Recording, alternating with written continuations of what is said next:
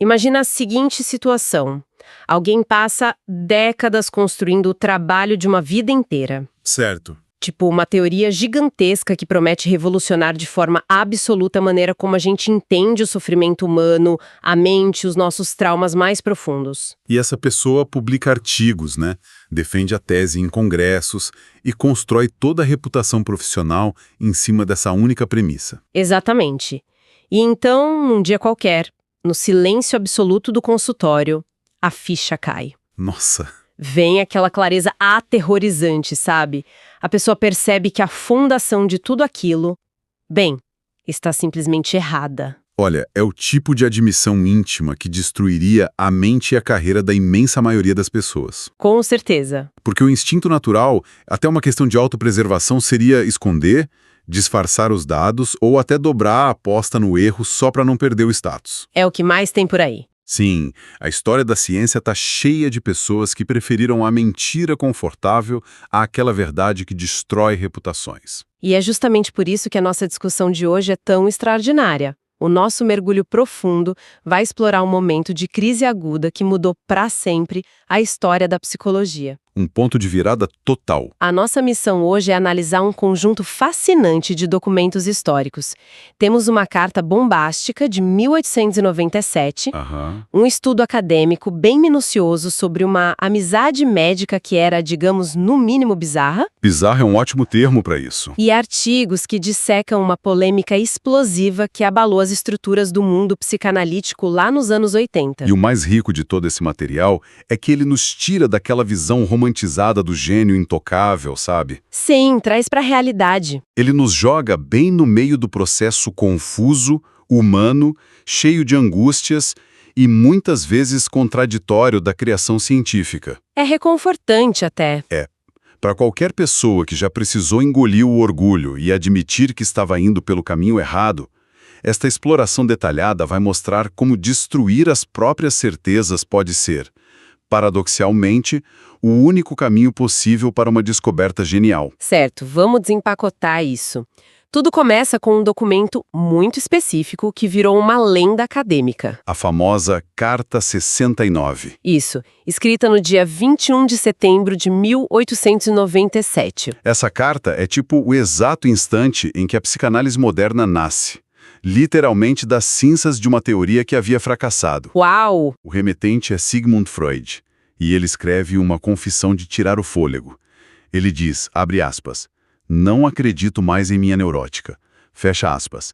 Ele estava se referindo à própria teoria das neuroses. Uma admissão e tanto. Sim, porque até aquele momento chuvoso de setembro, ele defendia ferozmente a teoria da sedução. Que dizia o quê, exatamente? Essa teoria postulava que toda a histeria, todo o sofrimento neurótico, provinha necessariamente de um abuso sexual real e físico ocorrido na infância do paciente. Tá. E de repente ele escreve no papel que está abandonando essa ideia. E a genialidade do documento, pelo que a gente vê nas fontes, é que ele não faz isso por um capricho, né? Ou por uma crise de fé aleatória. Não, de jeito nenhum. Ele constrói um argumento. Ele detalha os motivos práticos que o levaram a essa queda de paradigma. E o primeiro baque veio da própria cadeira do consultório, não foi? Exato. Foi a pura e simples frustração clínica. Ele estava percebendo desapontamentos contínuos, sabe? Como assim? Os tratamentos que ele conduzia não chegavam a uma conclusão real. E pior ainda, pacientes que ele jurava estar compreendendo perfeitamente simplesmente viravam as costas e abandonavam a terapia. Nossa, devia ser frustrante. Muito. Os êxitos que ele tinha eram parciais, eram temporários. E podiam facilmente ser explicados por outros fatores que não a teoria dele. Mas peraí, a gente sabe como a medicina funcionava na época. Ele não podia simplesmente culpar os pacientes. Ah, claro. Tipo dizer que eles não estavam tentando o suficiente ou que eram, sei lá, resistentes.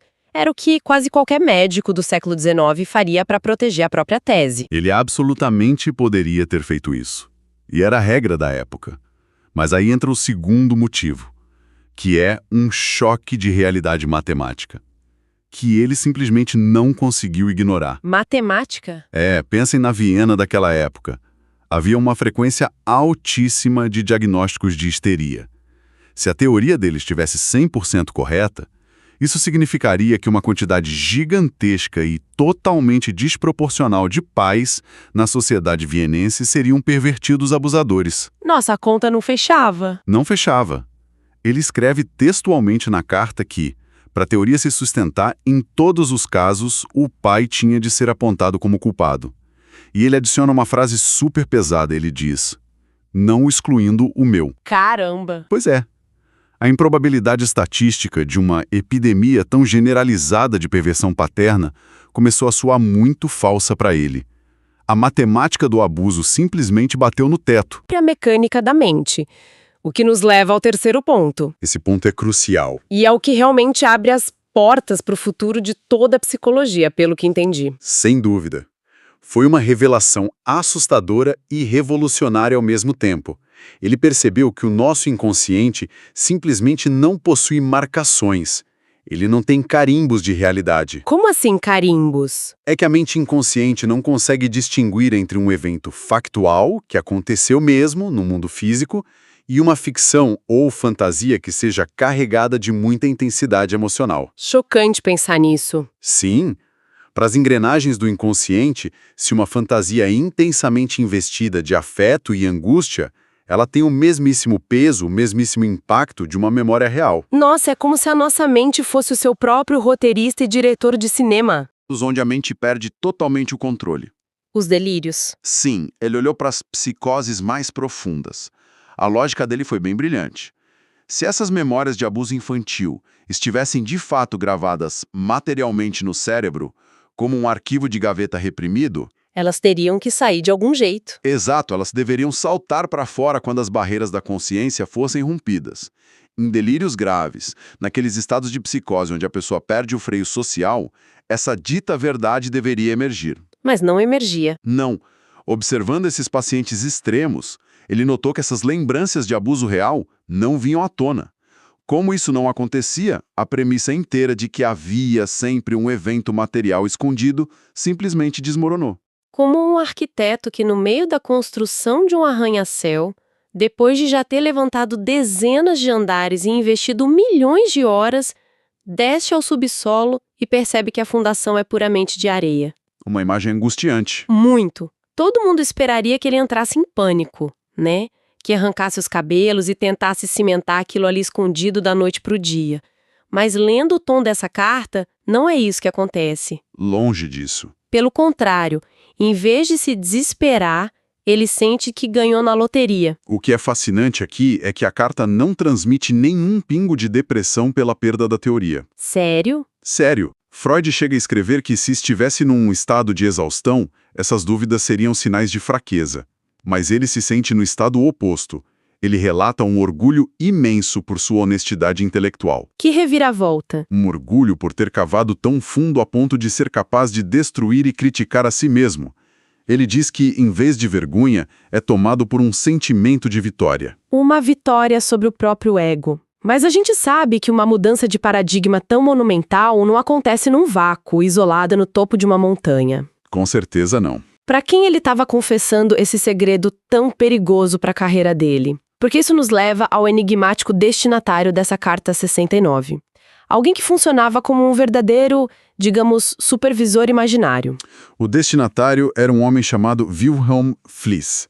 Ele era um otorrinolaringologista que vivia em Berlim. Um médico de nariz e garganta. Isso. Fliess era um cara brilhante, com uma personalidade carismática, super magnética, mas tem um detalhe.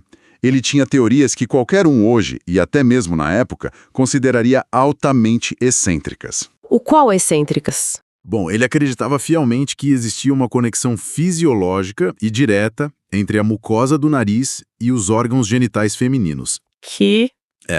E não parava por aí.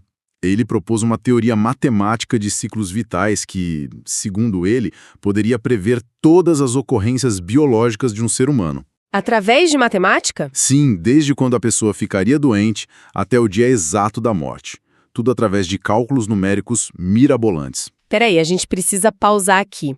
Porque um gênio, que está literalmente desvendando as complexidades mais sutis e obscuras da mente humana, confiava cegamente num médico que achava que tudo se resolvia pelo nariz ou por uma calculadora. Parece loucura, né? Parece um contrassenso enorme.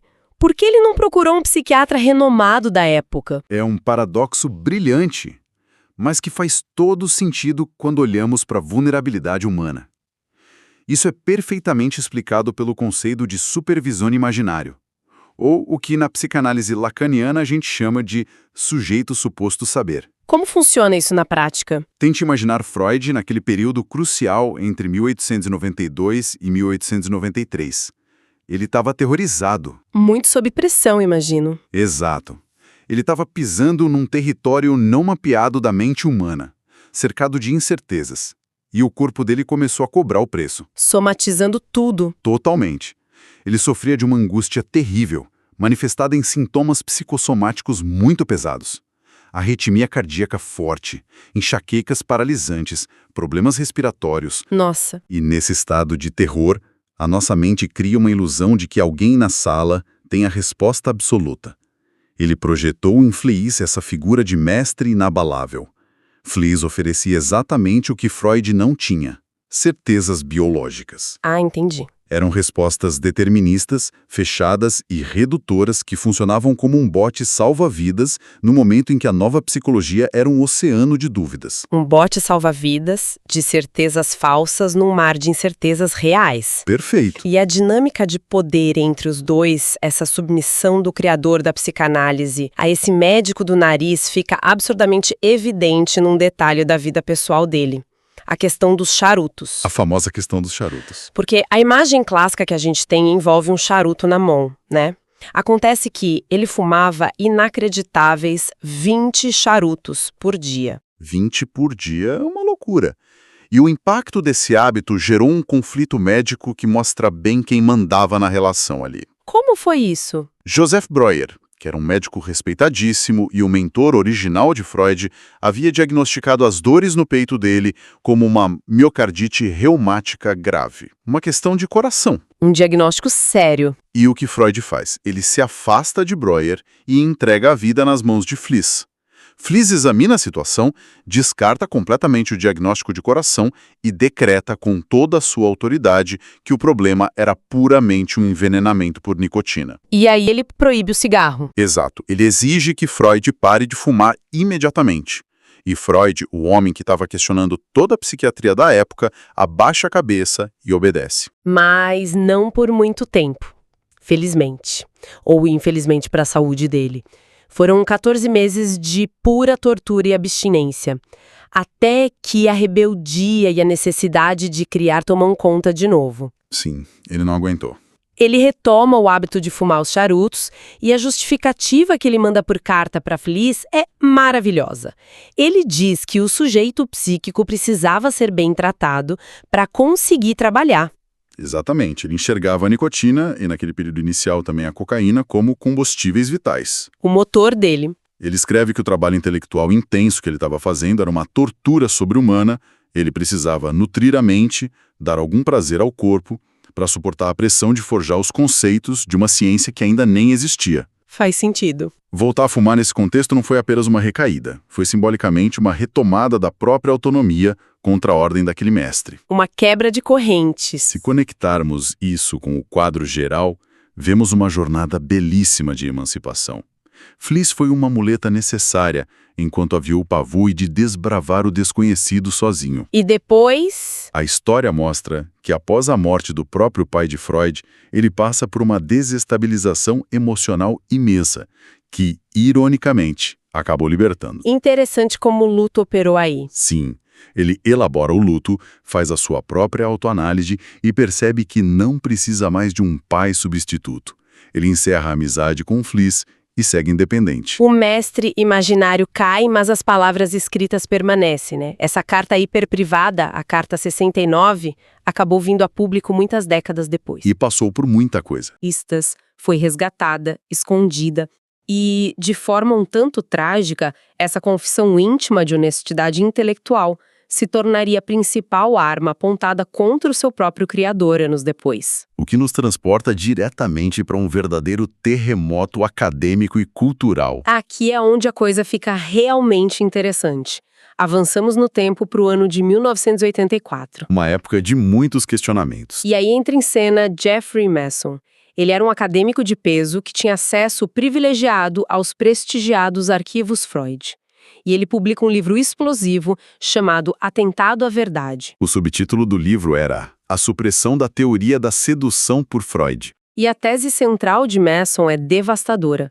Ele vira o jogo e acusa o abandono da teoria da sedução de não ser de forma alguma um ato de genialidade científica. Longe de ser um momento eureka. Para Masson, foi um ato de pura covardia, de encobrimento e ambição desmedida. É um debate muito denso. E é importante notar que Masson argumentou, e essa visão foi muito abraçada por vários grupos do movimento feminista das décadas de 70 e 80, que os abusos infantis relatados pelos primeiros pacientes em Viena eram materiais. Eles eram factuais e criminosamente reais. Eles tinham base histórica para afirmar isso, não tinham? Sim, o argumento trazia um contexto histórico bem irrefutável. Freud havia estudado em Paris. Ele havia assistido presencialmente às aulas do professor Brouardel no necrotério de Paris. A aula de medicina legal. Exato. Nessas aulas, legistas examinavam cadáveres e demonstravam as marcas físicas e os efeitos devastadores da violência praticada por adultos contra crianças. Ou seja, a tese central desses críticos é: ele sabia como era a brutalidade, ele viu no necrotério com os próprios olhos. Era uma realidade incontestável. E, segundo a tese de Masson e esses grupos, abandonar a teoria da sedução e transformar a origem do trauma numa questão de tipo fantasia do inconsciente foi uma forma extremamente conveniente de proteger os homens ricos da sociedade patriarcal vienense. É uma acusação pesada. Eles argumentavam que ele isentou os abusadores de culpa e, no processo, transformou a criança ferida em uma espécie de cúmplice voluntária de seus próprios desejos fantasiosos. E a temperatura dessa acusação subiu ainda mais com o surgimento de narrativas históricas paralelas. Qual narrativa? Lembra de Robert Flies? Ele era o próprio filho daquele William Flies que a gente discutiu agora há pouco. Ele ressurgiu na década de 50, afirmando publicamente ter sido vítima de abuso sexual perpetrado pelo próprio pai. O mesmo cara que o Freud tinha como ídolo. O mesmo homem que Freud havia idealizado. Masson pegou essa história e usou como um canhão, sugerindo que Freud fechou os olhos para a sedução real porque a verdade estava perigosamente perto dele. E aí ele preferiu a teoria higiênica da fantasia psíquica. Então, para esclarecer, o argumento de Masson é basicamente que a pedra angular de toda a psicologia moderna, esse foco no mundo interno, nos desejos, nas fantasias, foi criada apenas porque um médico ambicioso queria manter a sua popularidade entre a alta sociedade. É o que a tese propõe. E não queria lidar com a realidade repulsiva do abuso infantil dentro das famílias ricas que pagavam as contas dele. É essencialmente uma acusação de traição da verdade para ganho pessoal. Isso levanta uma questão importante, porque exige que a gente olhe não para a fofoca histórica, mas para a evolução mecânica da técnica terapêutica. A defesa da psicanálise contra isso? Isso. A defesa contra as acusações de Masson foi armada de forma muito rigorosa por pesquisadores como Stersen, Morant e Peirce. E a primeira coisa que eles fazem na defesa é implodir um mito fundamental que Masson usou. O mito da rejeição profissional. Aquele papo de que ele foi isolado e expulso da comunidade médica em Viena porque tentou denunciar abusos infantis e por isso teve que recuar. Exatamente. Stersen documentou exaustivamente que não houve um boicote moralista. Freud não foi abandonado pelos colegas por apontar o dedo para os pais. Ah, então essa narrativa do exílio é falsa. Falsa. Na verdade, foi o próprio Freud quem decidiu se isolar, inclusive seguindo conselhos de Flies na época.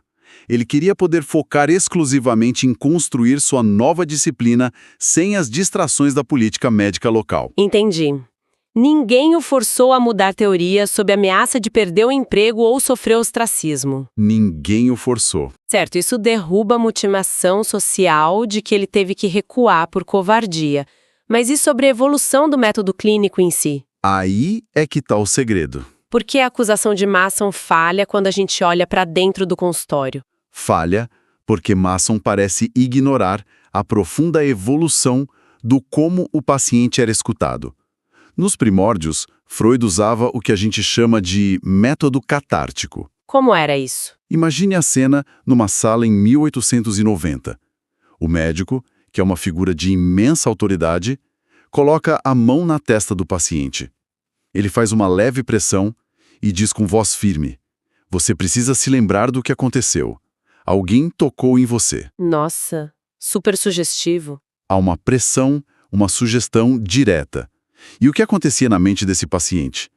Inconscientemente, movido pelo desejo de agradar o médico e de se curar, o paciente fabricava narrativas. Eles geravam essas confirmações duvidosas baseadas na pura sugestionabilidade daquele ambiente opressivo. Exato. Eles estavam basicamente lendo a sala e entregando a resposta que o detetive de jaleco queria ouvir. Quando ele muda o método, o que acontece? Foi só quando ele abandona essa pressão de botar a mão na testa e adota a associação livre. A regra do divã. Isso.